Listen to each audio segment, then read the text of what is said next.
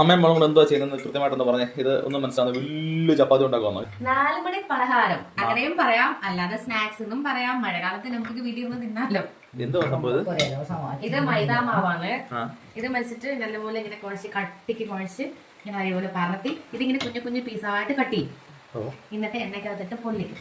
എന്നിട്ട് ശർക്കര പാകും, എന്താ പറയുന്ന മലയാളത്തില് പഞ്ചസാര വെള്ളം കട്ടിക്ക് കുറുക്കി ഇതിനകത്ത് തളിച്ച് ഇങ്ങനെ എടുക്കും. അതായത് മധുരസേവയുടെ കൂട്ട് വേറൊരു പലഹാരം. പക്ഷെ ഇത് അരിയും കൊണ്ടല്ല, മൈദയും കൊണ്ടാണ്.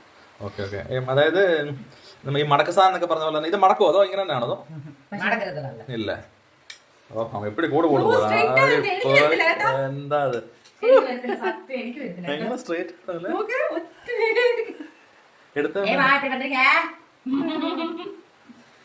എക്സ്പീരിയൻസ്.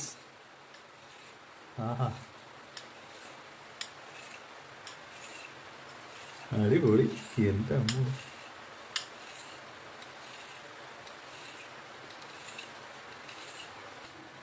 ഇത് കണ്ടോ? ഞാൻ പോയി സ്കെയിൽ എടുത്തിട്ട് വരാം.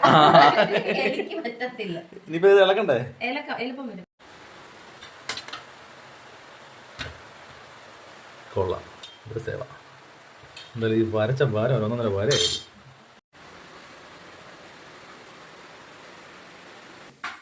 ഒരു 4 മണി പലഹാരം അമ്മയും മോളും കൂടെ ഉണ്ടാക്കിക്കൊണ്ടിരിക്കുകയാണ്.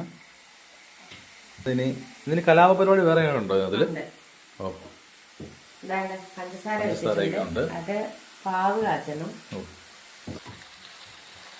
ഈ സംഭവം അമ്മ വളരെ മനോഹരമായിട്ട് തന്നെയാണ് ഇത് കട്ട് ചെയ്തെടുത്തത്.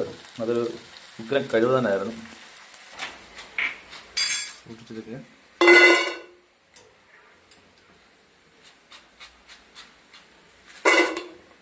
ഇതെല്ലാം വറുത്ത കോരി എടുത്തു. ഇതെന്താ 3 പാത്രത്തിൽ വെച്ചിട്ട് എന്താ പരിപാടി? ഇനി അടുത്തത് പറയൂ.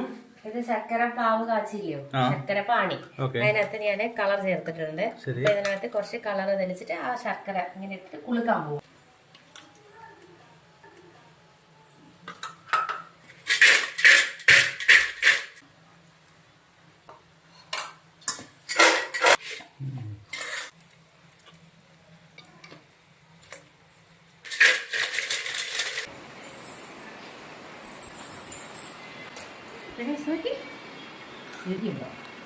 വാഴ തുറന്നു പറക്കാം.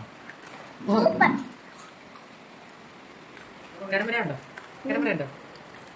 ഇതും സൂപ്പർ.